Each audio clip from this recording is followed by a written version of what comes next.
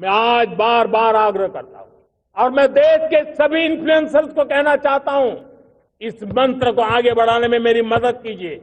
मैं सभी राजनीतिक दलों को, राजनेताओं को सबसे कहता हूं कि आइए, ये किसी राजनीतिक दल का एजेंडा नहीं है। भारत हम सबका है। हम मिलकर के वोकल फॉर लोकल उस मंत्र को हर नागरिक के जीवन का मंत्र बनाएं।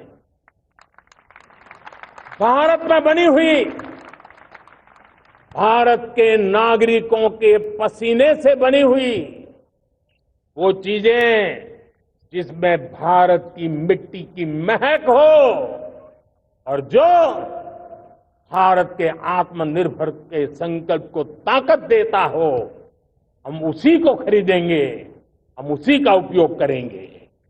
हम उस दिशा में आगे आए। यह हमारा सामूहिक संकल्प हो। देखते ही देखते हम दुनिया बदल देंगे दोस्तों।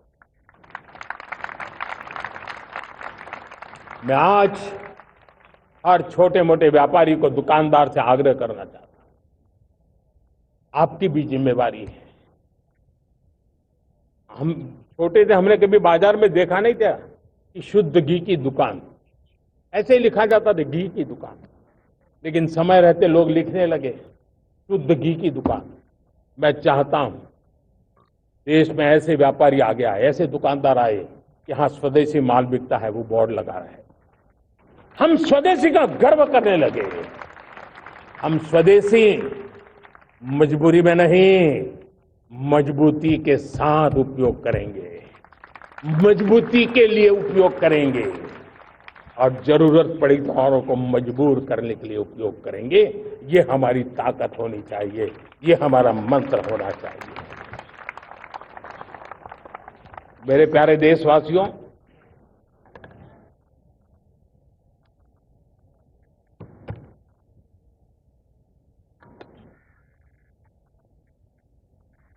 मुझे बहुत लंबे समय से सरकार में काम करने का अवसर मिला है। मैंने कई सारे उतार चढ़ाव देखे हैं।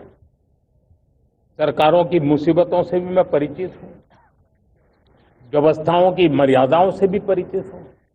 लेकिन उसके बावजूद भी हमारी जिम्मेवारी है कि हम किसी की लकीर को छोटी करने में अपनी ताकत बर्बाद न करें। मैं बड़े अनुभव से कहता हूं, किसी दूसरे की लकीर छोटी करने के लिए अपनी ऊर्जा हमें नहीं खपानी है। हमें पूरी ऊर्जा के साथ हमारी लकीर को लंबा करना है।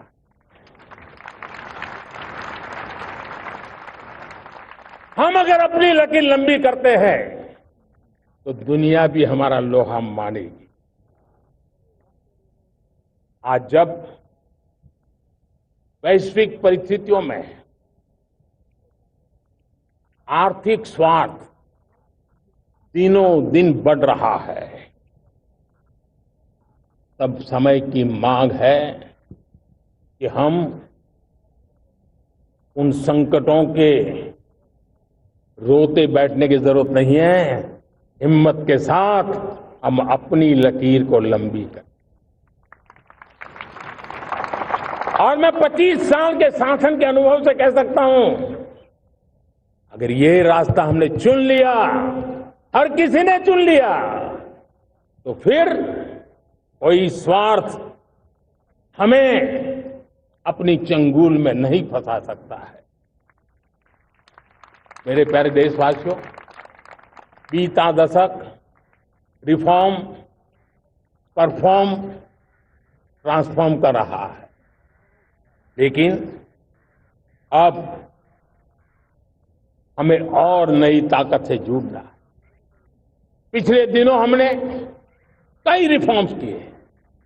एफडीआई हो, इंश्योरेंस कंपनी की बात हो, विश्व की यूनिवर्सिटीज को भारत के अंदर स्थान देने की बात हो, कई रिफॉर्म्स किए हैं। 40,000 से ज्यादा अनावश्यक कंप्लायंसेस को हमने खत्म किया है। इतना ही नहीं, 1500 से अधिक पुराने कानून जो बाबा आदम के जमाने के थे, उन सबको हमने खत्म कर दिया है। हमने दर्जनों कानूनों को सरल करने के लिए संसद में जाकर के जनता के हितों को सर्वोपरि रख करके बदलाव किए हैं। इस बार भी लोगों तक बात पहुंची नहीं होगी, लेकिन एक बहुत बड़ा रिफॉर्म इनकम टैक्स एक्ट में हुआ है। करीब 280 से ज्यादा धाराएं हमने समाप्त करने का निर्णय किया है।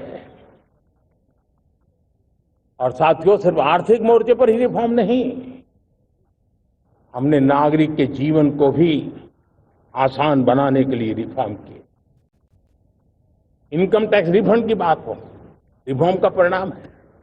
फेसलेस असेसमेंट की बात हो, रिफॉर्म का परिणाम है। 12 लाख तक आज इनकम टैक्स से मुक्ति दे देना, देश का जो भविष्य बनाने में उत्सुक है ऐसा मेरा मध्यम वर्ग का परिवार आज पुला नहीं समा रहा है।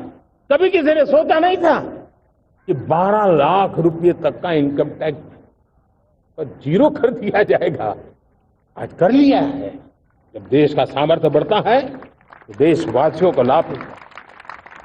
अंग्रेजों के जमाने से दंड संहिता में हम दबे पड़े थे। दंड का भय दिखा करके जीवन चल रहा था। 75 साल आजादी के ऐसे ही गए। हमने दंड संहिता को खत्म कर दिया, न्याय संहिता को ले आए हैं। न्याय संहिता में भारत के नागरिक के प्रति विश्वास का भाव है। भारत के नागरिक के अंदर अपनेपन का भाव है, संवेदनशीलताओं से भरा हुआ है। हमने रिफॉर्म की यात्रा को तेज करने के लिए बीड़ा उठाया। हम बहुत तेजी से आगे बढ़ना चाहते हैं। मैं चाहता हूं देशवासियों, देश के लिए कर रहा हूं, मैं मेरे लिए नहीं कर रहा हूं, किसी का बुरा करने के लिए नहीं कर रहा हूं।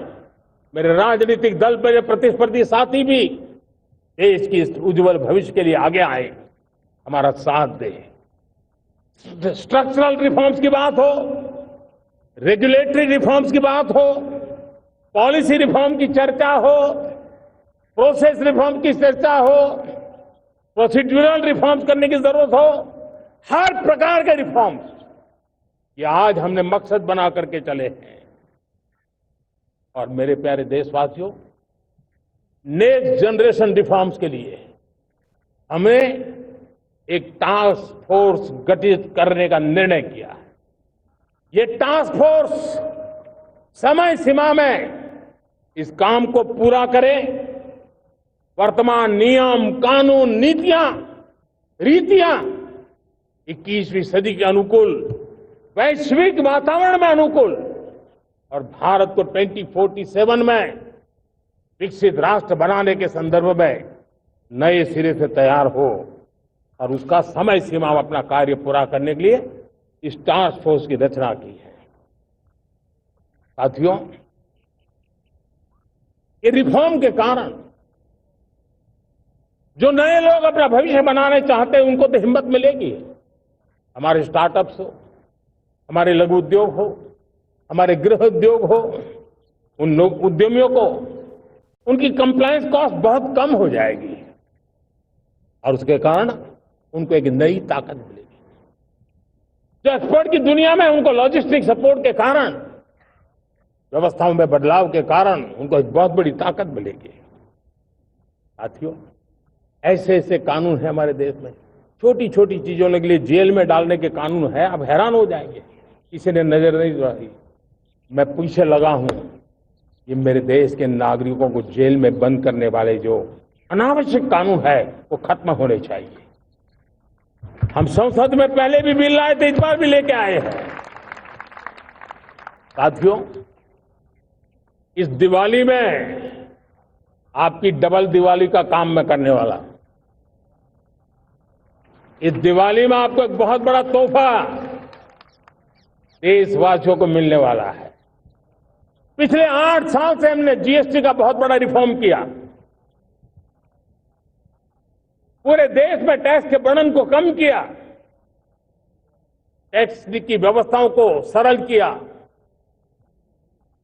और 8 साल के बाद समय की मांग है कि हम एक बार उसको रिव्यू करें।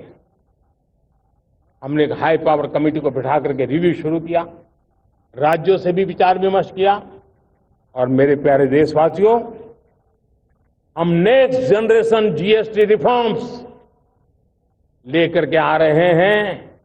ये दिवाली के अंदर आपके लिए तोहफा बन जाएंगे। सामान्य मानवीय की जरूरतों के टैक्स भारी मात्रा में कम कर दिए जाएंगे। बहुत बड़ी सुविधा बढ़ेगी। हमारे एमएसएमई, हमारे लघु उद्यमी, इनको बहुत बड़ा लाभ मिलेगा। रोजमर्रा की चीजें बहुत सस्ती हो जाएगी और उससे इकोनॉमी को भी एक नया बल मिलने वाला है। मेरे प्यारे देशवासियों, आज देश तीसरी बड़ी इकोनॉमी बनने के लिए शामिल है, तेज गति से आगे बढ़ रहा है।